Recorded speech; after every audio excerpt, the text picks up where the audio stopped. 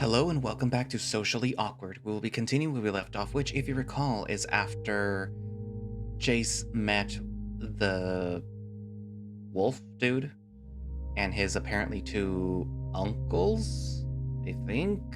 I don't remember. And basically he was supposed to meet up with Tom because they were going to have like a little quiet date. But Jayce didn't get the hint. And he ended up having to invite the wolf, whose name still escapes me. And then, was it Rask? I don't know. And eventually they ended up going for ice cream. They met one of Macon's relatives who wanted to set somebody up with someone or something. And then they were like, yeah, okay, let's go to the vaguely Hispanic side of town, of the mountain. And yeah, that's where we're gonna continue off of. Yeah. Anyways, so let's continue. Wednesday, 3:51 p.m. You have finally arrived at the Promised Land. The bustling scene greets you with vendors tightly packed in a circle, their goods displayed for all to see. In the center of this hubbub are several tables and chairs arranged on the road, inviting passersby to take a break from their travels and enjoy the many smells and signs offered by the vendors.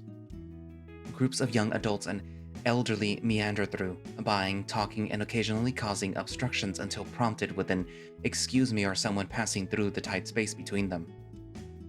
John, driven by shared interests, enthusiastically drags Rask along with their hands tightly clasped together, almost like holding onto his wallet.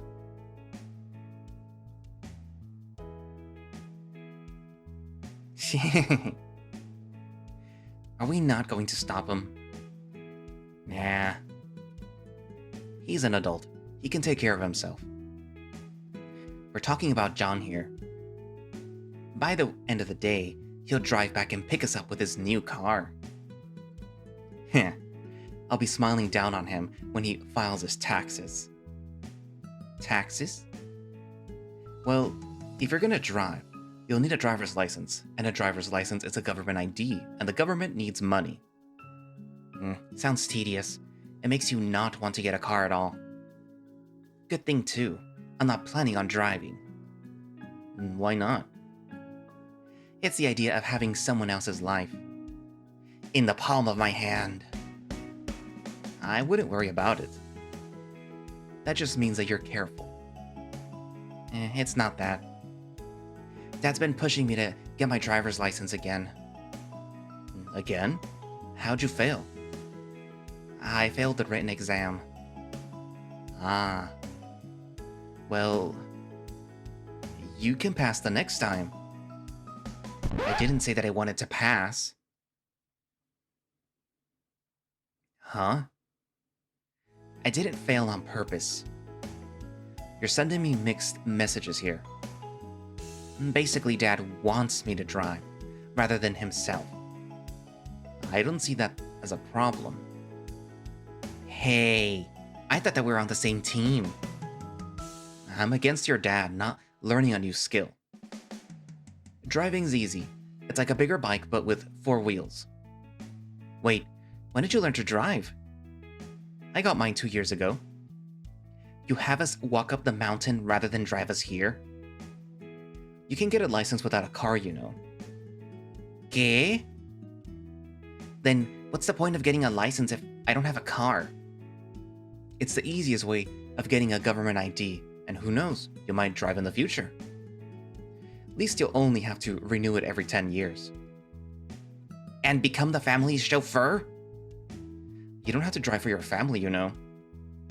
It's expected. I'm the oldest male in the family. Well, you're living with your parents. It's the least that you can do. I'd rather drive off a cliff. Don't ever say that again. Hence, I'll never take the exam again. Let's find the cheesy abomination before you say any more morbid stuff. Cheese, corn, cheese, corn, cheese, corn.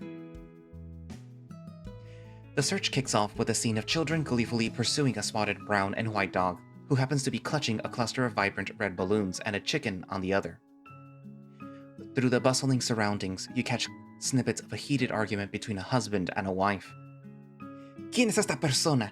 ¿Quién es esta descarada con quien estás hablando? Their dispute centered around the contents displayed on the husband's smartphone, held by the wife in a chopping motion towards her husband while screaming profanity in Spanish. To the left, you are treated to a delightful sight, a magnificent display of golden rows of corn, prepared in various tantalizing ways, boiled, roasted, fried, and even popped in coated colorful flavors.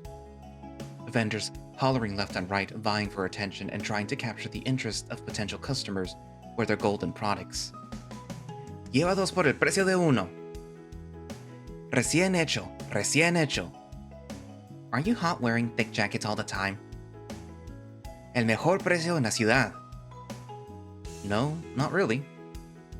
He casually shrugs off the son's photons as if they were ping-pong balls. Aprovecha, aprovecha.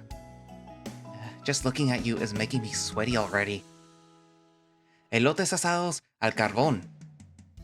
Maybe I am hot. Pausing in his stride, he sways his hips ever so slightly, drawing attention to his hot assets in a playful display. Hot buns. Before the malicious thoughts take hold, your graceful yet determined hand swiftly rises to punish the evil assets. With a decisive motion, you swoop in low and smack the temptation propelled by your swift stride. Yow! Corn dogs, corn dogs! You dash ahead, taking on the duty of scouting for the elusive cup of corn and cheese powder. Cheese, corn, cheese, corn, cheese, corn. You come to a sudden stop, drawn to the sight of a ruggedly handsome Macon standing vigilantly over the distance. His gaze sweeping across the surroundings with the focus of a muscular bouncer, albeit without the cool sunglasses. As you raise your hand to catch his attention, he swiftly departs as if a sudden commotion erupted nearby. Oh. Did you find it? Nope, but I saw Macon just now. Must be taking a break. That's nice. Not soon after, another familiar figure enters your field of view. Hunching slightly over and moving slowly in the busy crowd, he stealthily trails behind tourists, observing their every move. With a sudden change in direction, he skillfully maneuvers around the crowd, occasionally making subtle contact with others, be it a bump or a swift sidestep. I guess Damien's taking some time off too?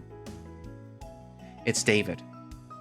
After his peculiar dance amidst the crowd, he comes to a halt near the popcorn stall, pulling on his shirt collar to inspect something hidden within.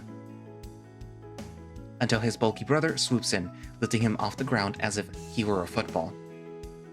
They veer right and vanish through the narrow gaps between two small stalls, despite Macon's bulky frame. That was weird. Why did he make me hungry for some reason? Well, it ain't that weird cheese corn you wanted.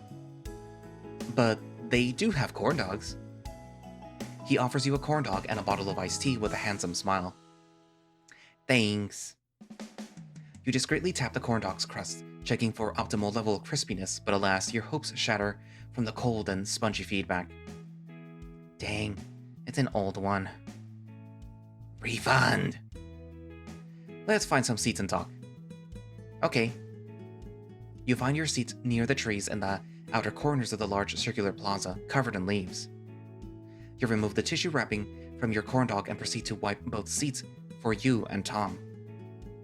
I have more tissues to wipe with. He pulls out a bundle of tissues from his pocket. Oh, thanks.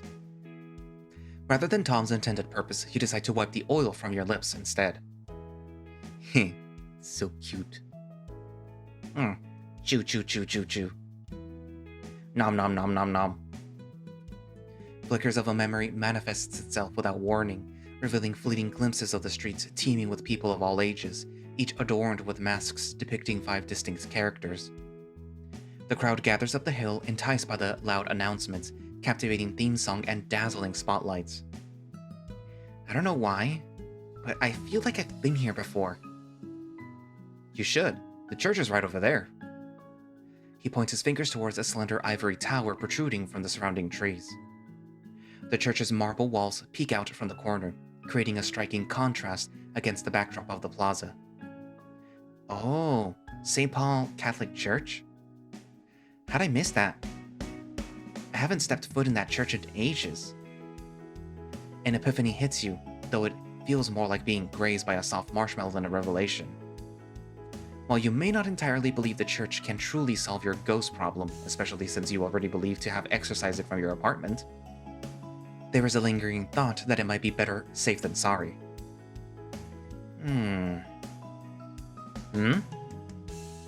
What's on your mind? Do you think that it's a sin to steal holy water? Steal holy water? From the church? Why am I not surprised? I think so? Maybe if you ask for permission, it would be alright? But to who? The priest or the Lord? Both? But it's God's water. Why do I need permission from the priest? Because they made it? How do you make holy water?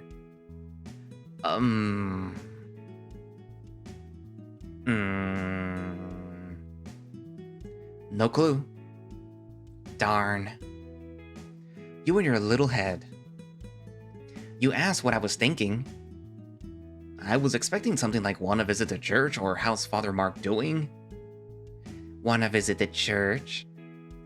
Then I'll say it's a bold-faced lie. You hate going to church. Well, it is. It's a waste of a good Sunday.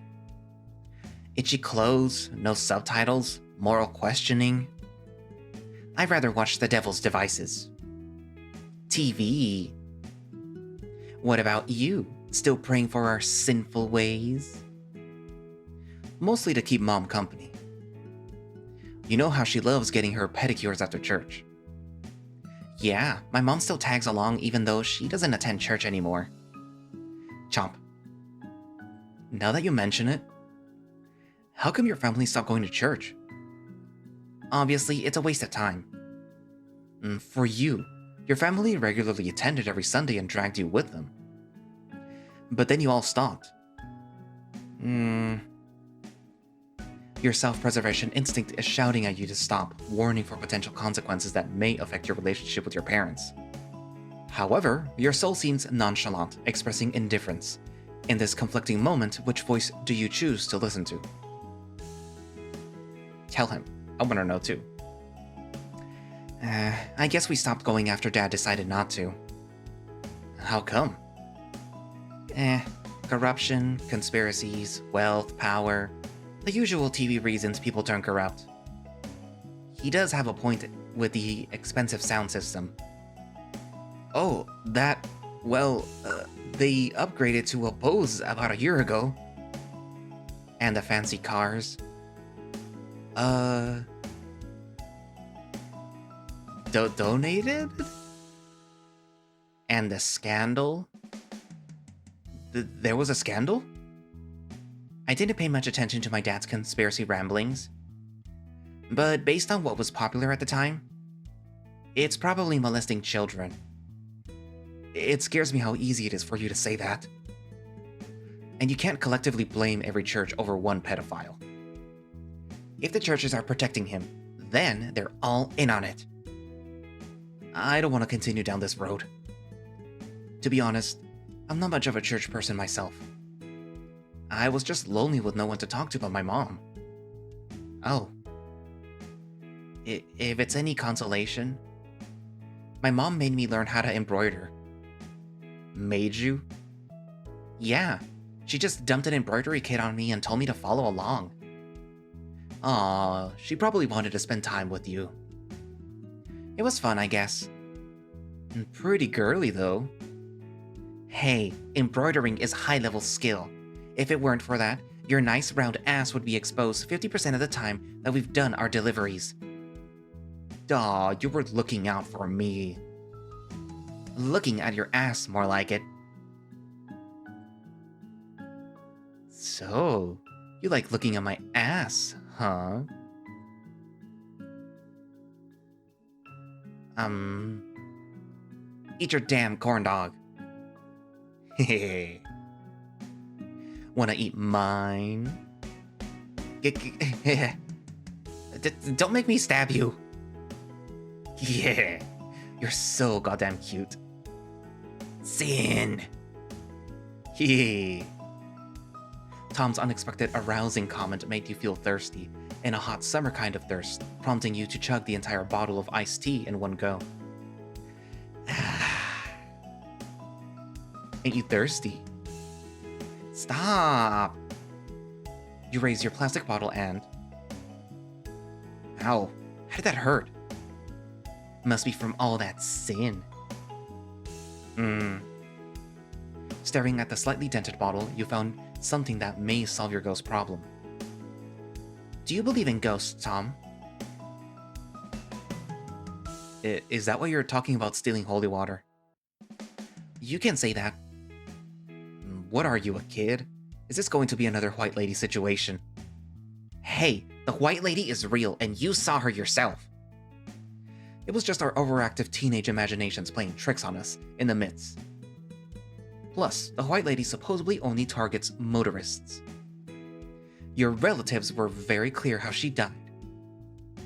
Yeah, but... Bikes have motors now. She could have easily mistaken them. So? You can't kill someone with a bike. She wouldn't attack something that didn't kill her. Didn't my auntie say that she still lived before the motorist abandoned her to die?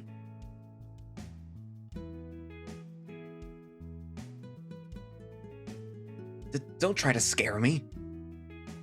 I'm not. I'm just reminding you to drive safely during foggy conditions. That's usually when she appears. Oh, I always remember. Just not because of ghosts, but because of the hands and the screams of a scaredy cat who almost drove us off the cliff. And that's why you should always drive slowly. You little shit. Hee. Anyway, let's just talk about ghosts. It's probably nothing, just my nerves playing tricks on me.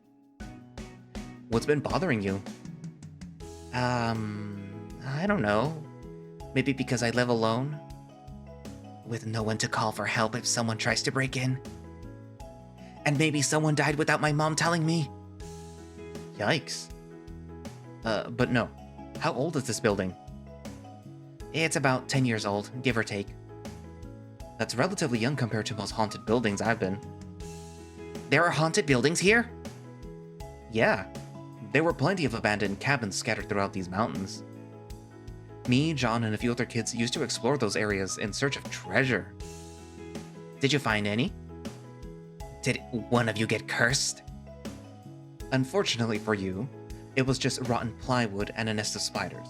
No upside-down crosses, deer effigies, a hoard of gold coins, or a pool of blood. Ah, you ruined the lore. I tell it how it is. Plus, the one that I'm talking about is near a gold mine.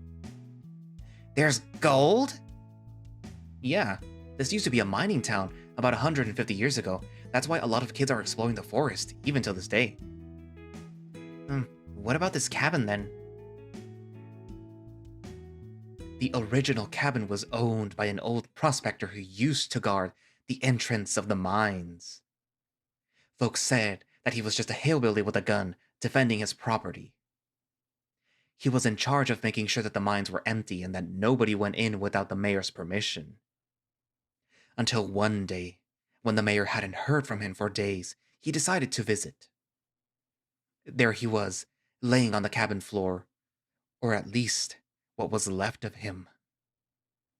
The scattered remains of his mangled body, flesh and fur decorating the walls, organs missing from his ribcage, and a trail of dried blood leading straight to the gold mine. Some said that it was a bear, but others said that it was a monster in the shape of a large man. But whether it's true or not, there are reports of missing people and survivors who spoke of eerie cackling. followed by the bone-chilling sound of flesh being torn apart. Rah! You peck him on the teeth. Can't scare me, Tom. You're too handsome. Aw, I was really into it. He kisses you back before returning to his seat. Look at you, taking initiative. It was a spur of the moment. I liked it. Think you're up for some hand-holding too? Don't push it. Maybe someday. I can wait. Anyway, was all that real? Nah, I made it up. The cabin was originally a gathering spot for miners.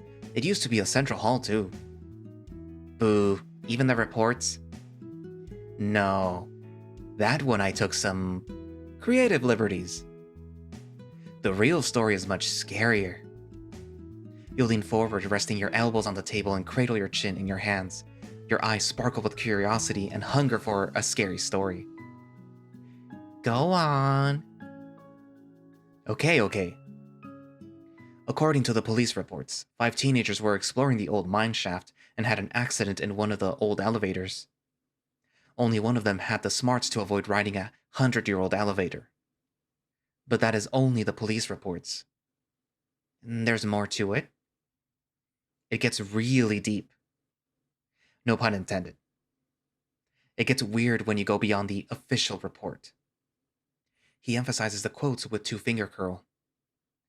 In an old news article, it mentioned that the same person, the lone survivor, didn't tell anyone. For a week. Serial killer! He's a serial killer. I'm calling it.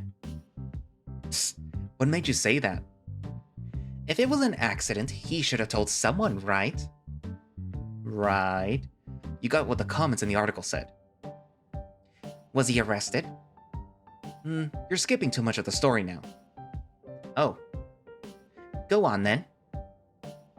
So, where was I? Serial killer told him where he hid the bodies. Right. But before that, I need to tell you an important detail. Before the survivor told anyone, a whole mob gathered at the mayor's office for answers, demanding that they have a word with his son. Political drama. Yes. The mayor's own son was the only survivor of the accident, so you can guess how much of a political catastrophe that was for him. On top of hiding him for a week. Not only that, when the kid finally took them to the mines with the police and the rescuers, they didn't find a single body. Off topic, could you call someone a survivor who didn't even endanger himself? What? Think about it. What did he survive if he weren't even in that elevator? Lucky, I guess? The mayor's own son was the lucky of the accident? No, that doesn't sound right. Well, for lack of a better word, we'll just stick with survivor. Okay. Now, where was I? Serial killer duping everyone with a fake crime scene.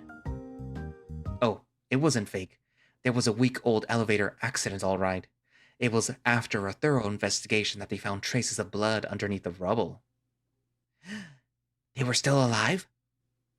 Or worse, dragged away alive. There were signs that someone or something pulled the body out of the rubble and dragged it deeper into the tunnels, where the water levels were too high to go any further. So, they abandoned the search, sealing the cave so that no one would ever have to experience the same fate again. Water? Yeah, mines normally flood. They need to be pumped for the workers to pass through. Mole Cows 3, the attack of the sea cow. I give up. But what happened to the cabin then? Destroyed and became a residential area. Right next to the mines? The cabin isn't next to the mines. But it is close. Who would buy a lot after all that? What's up, homosexuals? Jesus Christ! Kill it! John magically appears from his side, holding a plastic bag. He spreads its contents onto the table. We brought snacks. There are stacks of food splayed before you. French fries, hot dogs, hash browns, corn cobs, quesadillas, and more. It's almost as much as a sandwich pile earlier. John was very insistent that we should try everything. To new friendships. This is a lot. Don't be modest. John said that you could finish a whole buffet if left alone. And so I agreed. After seeing how you devoured all those sandwiches, you must be famished. God damn it, John. After bidding farewell to everyone, including a discreet kiss from your likely not-so-discreet lover, you make your way home. Wednesday, 6:20 p.m.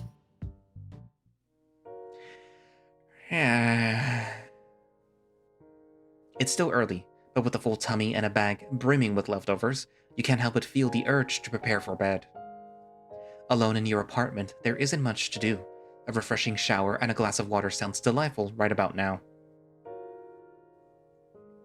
After stashing the leftover food in the fridge and grabbing a pitcher of water, you discard your shirt into the hamper and empty the contents of your pockets. You toss your phone, wallet, and a bundle of lint onto the table, but your attention is piqued when you feel something round. It's the marble from this morning, gleaming with a dark reddish hue, as if beckoning you to play with it. The thoughts of today's events bring a smile to your face. Guess you're my lucky marble. You flick it into the air and place it next to your phone, then proceed to remove your pants and neatly fold them for the next morning.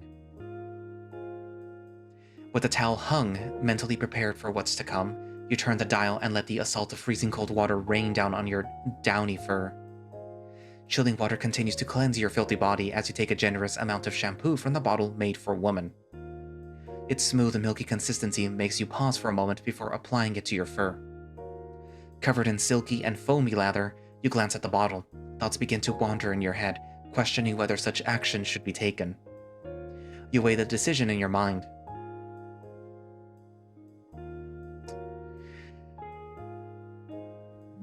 If you let him, he jerks off. That's the only thing that I'm gonna say. You apply it to your hair for a second lather. Stepping out of the showers, draped in a pink towel that undoubtedly belongs to your sisters, you're greeted by the enchanting sight of the glowing city streets. Above, a spotlight unfolds between the clouds and the moon, welcoming you to your bed. The moonlight dances upon your bed like a captivating stage, compelling you to pause, still naked, and watch its dazzling performance. You feel an unprecedented sense of tranquility, calmer than you ever had experienced for such an extended period in your life. It's as if the world is serenading you with a soothing lullaby, assuring you that all is well and no harm will befall you.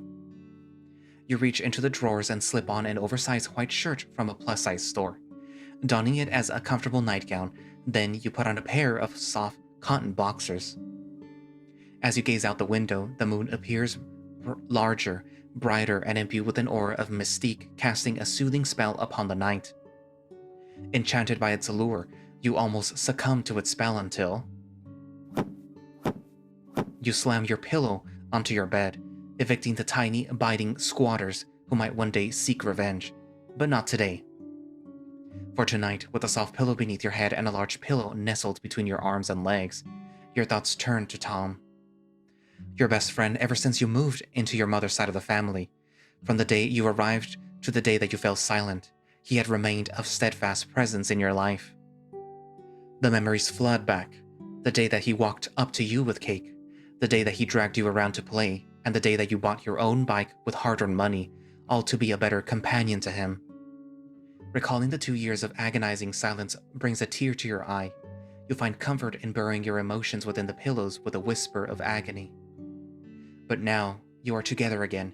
Your connection with Tom has grown ever stronger, and the possibility of evolving into something more than friends ignites a warm, fiery blush on your cheeks. Basking in the warmth of the moment, feeling deeply loved and cherished, the weight of the contentment makes your eyelids grow heavy. As your lids gently close, the city lights bid a gradual farewell, fading away into the embracing arms of the night. July 21st, 2023. It's been 2 months, and now there's porno, which you didn't get to see. If you don't know, or now looking around for porn, it is in Tom's route, the one that I've been working hard to progress in the story. Thanks for constantly asking for an update. You monsters, think for once. If you're going to ask for an update, think of giving me... Oh. You monsters, think for once. If you're going to ask for an update, think of me asking free money. Now give me free money. Wee. I hope you enjoyed this update. I enjoyed and hated writing the scene. It's beyond my understanding of sexy time. Yes, this gay, furry, horror, 18-plus novel is written and programmed and drawn by a virgin. On a serious note, I truly hope that you enjoyed the update. It's been a rough month. I won't get into details, but it does have some involvement with the story. It won't affect the current narrative directly, but there might be some changes down the line, possibly. Anyways, give me free money.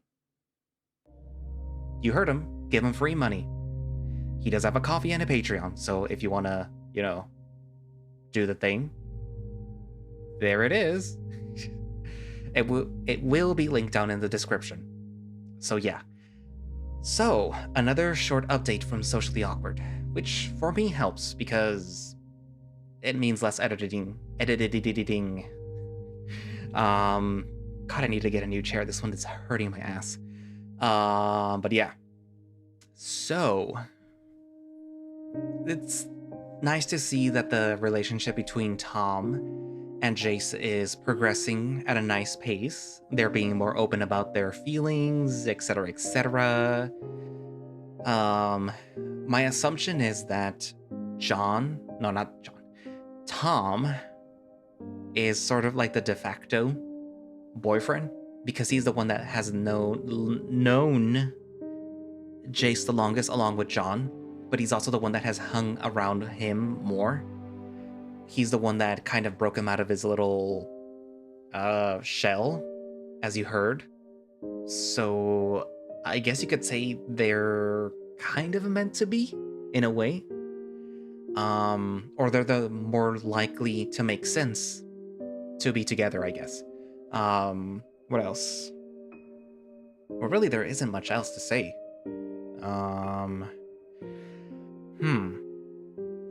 It would be curious if it turned out to be like a mind ghost or something like that again, because apparently this is now horror. And it screams Echo to me, like Echo Project Stories, Echo, the main story that started it all. It's set in a mining town. Things technically come from the mine, so yeah. In reality, it actually comes from the ground, where the town was built on, but yeah, you know what I mean. Anywho, what else?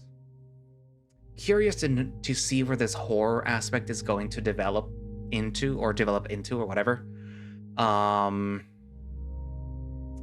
Because I didn't get the sense that it was going to be horror at the beginning, but I guess it is now. I mean, I guess there's a ghost, haunting his apartment. There's like a shadowy figure following Jayce now, and apparently mine's haunted. So yeah, it's screaming Echo. The call is coming from Echo. But yeah, anyways, write down in the comments what you think, and thank you all for watching / listening. If you would like to play Socially Awkward yourself, you can do so by going down into the link in the description for Monchimutt's Twitter page, which should have a direct link for the HIO page where you can download Socially Awkward and play it yourself, and see the sexy scene, which thankfully I didn't have to record and edit out. And if you would like to support the project, he does have a Patreon where you can subscribe and get early access to builds of Socially Awkward, and, force him to write some more updates, and I guess force him to write some more sexy scenes. But if you would only like to support him one time, then he does have a coffee, which, you just give a one-time donation like you guys did for me. Unless you guys want to, keep donating to me. It's all up to you guys, whatever. Anyways, but yeah, so I guess that's it for now, and I will see you guys in the next video. Bye-bye.